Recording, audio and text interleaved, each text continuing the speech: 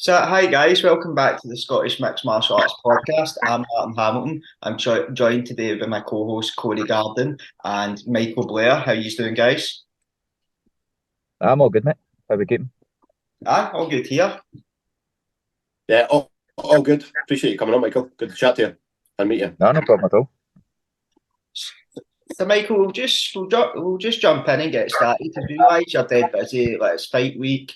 You're fighting in about four days for now, so we'll try not to keep you too long. But your next fight is going to be on Dale Middleton's show up in Montrose against Lorenzo Parente. How do you see that fight going for you? How are you feeling about it? I'm looking forward to it, mate. I think it's going to be a tough one. I've got no qualms about it. I know it's going to be. I know Lorenzo's a good guy, good, really strong grappler. I think it'll be a tough fight, especially early going. I think he's got a lot of first round stoppages, so first round will be really dangerous. Um, I just think I think I'm slightly better everywhere, to be honest with you. I think he's got really good submission threats, but I'm tough to sub. I think I'm a wee bit more experienced in the stand up. So I will see how it goes, but I'm ready for anything anyway. Yeah, because that's a good point you make there, especially around about experience. Because although Lorenzo's very experienced across amateur fights, this is going to be his professional debut, and you've been in there three times. You've experienced the 5 minute rounds and three numerous fights. How do you think that's going to play a factor, getting in? Oh, definitely. Like even the kind of apprehension of going 5 rounds is different when, especially with small gloves as well, different rule set that you're used to with the knees and elbows. It's just slightly different from what you're used to at amateur. And that 15 minutes can be a long time if you're pushing the pace too early. So it might be come back a wee bit or come out a wee bit more relaxed than usual. No try and push your pace because he knows it's going to be a longer fight. But regardless, I'm ready for whatever anyway. So I'm just going to focusing on me this fight camp rather than too much on him. Yeah, because how's your training been going in the lead up to it? Oh, brilliant, mate. I've got no, everything's went kind of perfect, to be honest with you. Got a lot of rounds in, obviously with like Chris, Jordan, Ryan, Gary, all the boys in the Hitt Squad. Went down, got a lot of rounds in with James Hendin this fight camp. We've had Mike McGuck, pro boxer, coming up, getting rounds. Went through to Marcos Nardini's, get rounds with all those boys. Really pushed it for this fight. Nice. I'm looking forward to showcasing on Saturday. Yeah, James Hendin looked really good in his last fight, especially his grappling, Michael. So I imagine he's tested you and a good experience. Oh, he's brilliant, mate. I wasn't surprised at that at all. He can do that all day as well, which is terrifying. He's just fucking. Yeah, have you been struggling to get matchups in general, Michael? I think I read or heard somewhere else you're struggling to get matchups. So it must feel good to finally get one booked and underway. Oh, it's been a nightmare, to be honest with you. But for my last MMA fight was August last year, so maybe 14 months, and I've been healthy the full time. I had like a slight chest infection that I had to postpone a fight in like May, but apart from that, I've been healthy, trying to get fights. People knocking back fights, people know when to fight on these dates and whatever. So I had to take a Thai fight in between just to kind of keep busy. Done the ADCC show again just to keep busy, try to get MMA fights. So buzzing to finally get back in the cage. Yeah, because you touched on your Thai fight. Yeah, you were touching on your Thai fight a wee bit there as well. How was that experience for you? Because it just so happened when you were on MTV, one of my close friends for the gym, he was on MTV as well, so I got to be there kind of live for your fight, and it was a really good fight. See, especially with it being a Thai fight and you particularly being an MMA guy, it was a very very good fight. No, it was a great experience, to be honest. I've always wanted a stand-up fight, even amateur. I just never had the opportunity. But it's different though. Like in the clinch, I was getting double unders, and you're like, oh, I could just take this guy. Oh, just geez a rest here. But getting used to the rule set and stuff like that was fun. Going in training at OB's gym with some of the boys. But it definitely improved my striking. Just focusing on that for like 6 weeks or so. So positive experience all round. Aye, because OB's gym, they've got a lot of really good guys coming through there now, like particularly it's like Lee Mackay seems to be leading the charge for them. He's a very, very good fighter, him. Lee's very good. Got a fair few rounds in with Lee. Ryan McMillan, very good as well. He headlined that show, like really tough rounds with the two of them. Aye, all the boys in that gym. If you train under Stevie Houston, you're going to be good. But Yeah, no, definitely. He's one of the kind of OG Thai coaches of Scotland as well. But in that fight, you dropped your opponent twice. I believe it was in the second round. You dropped him twice. You were very close to actually finishing the fight because I thought if it went 30 more seconds, you had him up against going back into the ropes, you'd have got that third knockdown that would have ended the fight. But what was that? What was it like? See when you dropped him, and then like your your natural reactions as an MMA fighter is to get on top of him. But with Thai, you have to kind of take that step back, and then you have that wee dump for 8 seconds when you're just waiting and waiting, waiting. What was that like? well, it was strange to be honest. See what you said. It's just something completely different. You're used to if you drop someone like that, like and you know that not like a flash one, but that was like a kind of barrage of punches, and I knew it was. If I could have got one, if it was MMA, that guy was fucked. But, especially if it was wee gloves. But that guy was absolute nails as well, man. I've no idea how he took those shots and came back like winning the last couple of rounds anyway. But it was different. Good experience though, just getting used to it. Going the full 5 rounds of that was a good learning experience as well. Just getting used to being that tired way. Not even being able to grapple, but being able to or having to use like your kind of ring craft and move, feints, fakes when you want to rest, that kind of stuff was kind of invaluable in the long run, I think. Yeah, and getting that kind of feeling of your muscles starting to fatigue and the kind of mental barriers that come along with that as well. Oh, definitely. I know when you're tired, but you can't clinch, or you don't really want to clinch from the guys. That's his game plan. I was something to think about anyway. Try to move about different ways to get away from. But I loved it. I'd do another Thai fight as well at some point. Just if I got a break with MMA, but try to focus on the MMA now. No, absolutely. And it's good with this fight as well because it seems almost just as you're hitting that kind of crucial time in your camp was when Chris Bungard was kind of recovering back from an injury and started into camp mode with him as well. How valuable is that for you, like having someone like Chris coming in during camp? Oh, like you can't put in a word, really, mate. Like even throughout the years since I started, Chris has been the guy kind of flying the flag for the gym. But he was always up there, one of the main guys. Watching how he trains, and put like the work he puts into the gym. I just came up there to watch sparring rounds just with him and Ryan Gamble, just like pay-per-view rounds, mate. Honestly, I wish he could stream them. I've got nothing else to do, just came up there just to watch him. But I getting someone like that in, really, like a veteran lightweight who's still peaking. Then you get guys like Ryan and Jordan starting their pro careers as well.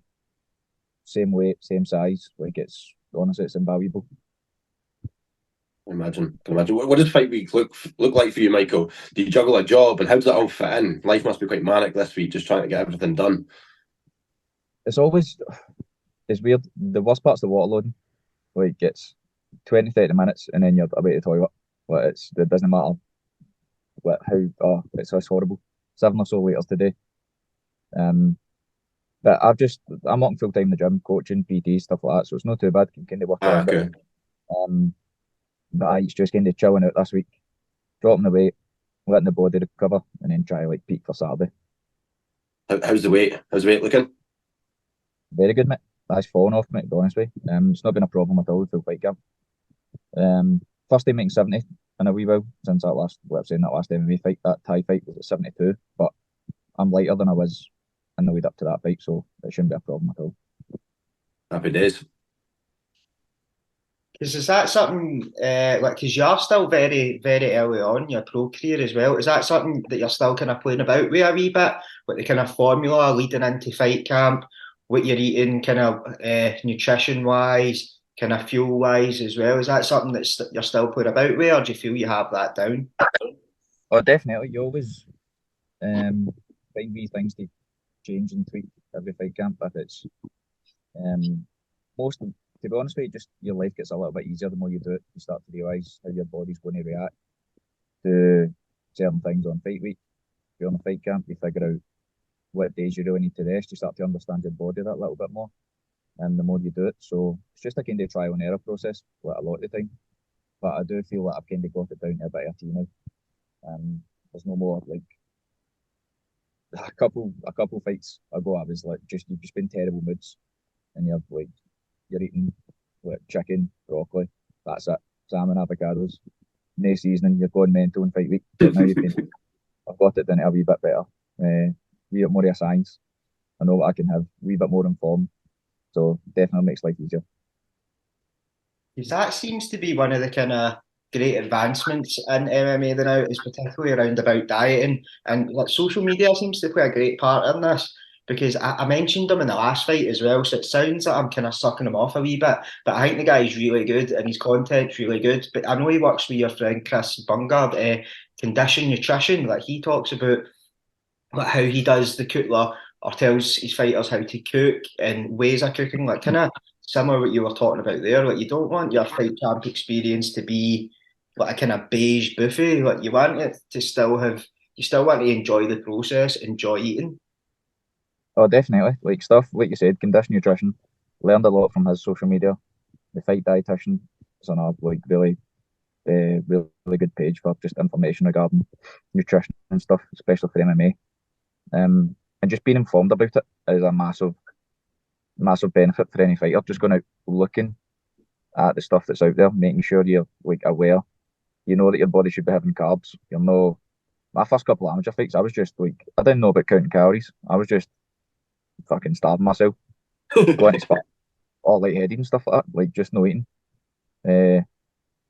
Making sure you're informed, you're fueling your sessions, stuff like that. Chris is over the moon with this guy as well, so probably someone I'll have to look into going with in the future. Yeah, absolutely.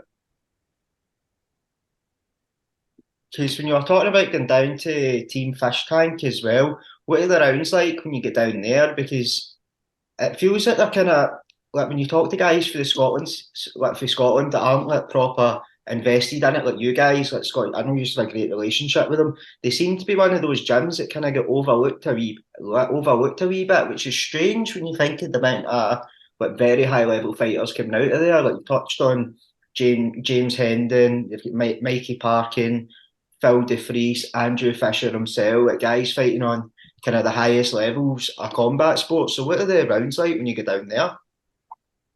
Oh, it's brilliant, mate. Honestly, invaluable. Like you said, they probably should be mentioned in regarding like one of the best teams in the UK, rather than just they're always going to get thrown into the northeast kind of way. It's just the UK in general, man. Like you said, we've got top guys in there. Always friendly, always willing to share techniques, always handing out advice, some stuff like that. They've been coming up here a fair few times as well, so it's always like kind of sharing the workload with the drive down. But I can't say enough good things about TFT. The boys are all brilliant. I imagine it's good as well to have almost different outlooks, because you'll know what it's like. See when you train with guys, like the guys at your gym, you train with them maybe 5 times a week. You spar them maybe 2 or 3 times a week.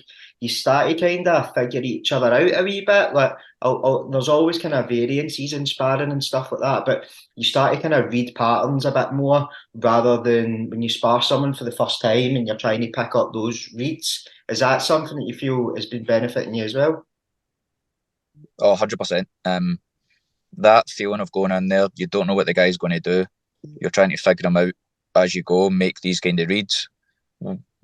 Same thing like you said, you start to know kind of what your sparring partners, what your main training partners, what they do. Like I know if Chris moves this way, he's probably going to do this. If Jordan does this, that might follow. And it works the other way as well. They know what I'm good at, so they're trying to stay away from certain techniques, certain moves. When you go with someone fresh or someone that you're not too like accustomed with, you start realising that your stuff still works. Like if you've got a certain setup for this, they don't know what it is, and it starts to land again. You're like, oh fuck, I forgot I could do that. Even going in there, new gym, rounds in kind of bigger cage, it's got that a wee bit of a fight feel to it. That kind of apprehension about right, what's going to happen here, going to be a bit harder, and then the build up to a fight. But I think that stuff's invaluable. Yeah. Is there a bit of gym rivalry going on with higher level and Hitt Squad this weekend, Michael? Does that play a factor? No, not at all, not for me. I know a couple of boys at high level now. Guys used to train with Paul, Dean, stuff like that. I'm still in really good terms with them. I just wanted a change. I think it's just because it's two of the best teams in the country. Do you know what I mean? It's like a kind of professional rivalry rather than them. So it's always going to. It's a positive thing, to be honest with you. You kind of, if there was no rivalry, like no, there is. If there was no like talks of that kind of stuff, then it means you're not on the same kind of wavelength. So 100%. So anyone coming to that gym's always going to be high level. Fucking closing the name, but looking forward to it. Nah, I can imagine they're on the same podcast, and obviously we saw Sean pick up a win at Cage Warriors at the weekend. Is that something you'd like to go on to Cage Warriors, or what's your kind of plans for after the fight? Oh, definitely. Hopefully get this one in 3-1. If I don't get something on one of the bigger shows, get another one in there early next year, and then I don't think I can really be denied at that point. 4-1. All my fights are exciting. You're guaranteed fucking madness or a finish. So I don't see why any of the big shows wouldn't get us on. Cage Warriors, PFL, whatever it is. I know sometimes it's just kind of your luck if you can step in last minute or whatever, but I'm always in the gym regardless, so I'll be ready if the call comes. PFL is a great shout, actually. They're signing people left, right and centre across Europe. I think it's quite refreshing what Dan Hardy's trying to do there, actually. Some great fighters. I've seen Lewis McGrillen, little ginger guy. He's exploded. Oh, he's doing brilliant. I do in Manchester for a couple of rounds as well, a few weeks ago as well. Met him. He's smashing it. He's got some of the best knockouts I've ever seen. Yeah. So it's good to see just on our platform for these British European guys to get to showcase their skills rather than. Cage Warriors is really good, like great promotion, but there's only so many spaces to fill. Do you know what I mean? So great to see another platform on the rise. Yeah, agreed.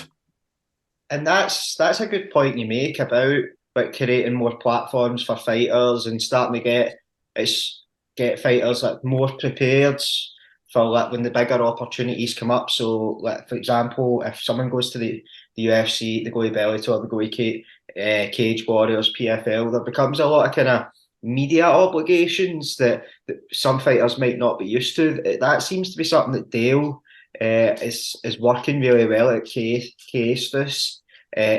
His promotion where he's getting guys in to video the weigh-ins, he's getting interviewers after fights as well. Like the way he's been talking about it's really impressive. I'm sure it's the same guys that do Cage Warriors that is doing all his kind of media and videography type stuff.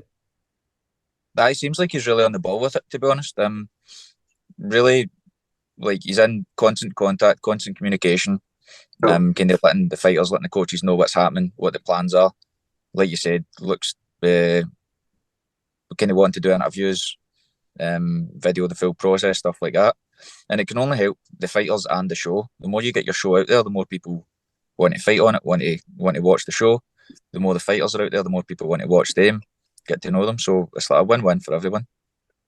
Yeah, just notice the importance. You see Ian Gary's profile, so he must spend a shitload of cash on his Instagram and the video, and if they're creating a bit of a story behind it, it gets people invested in the fight. And yeah, I think that's quite important. Is there a link to view the fight on Saturday, Michael, that you can share with us and we can put up in the podcast?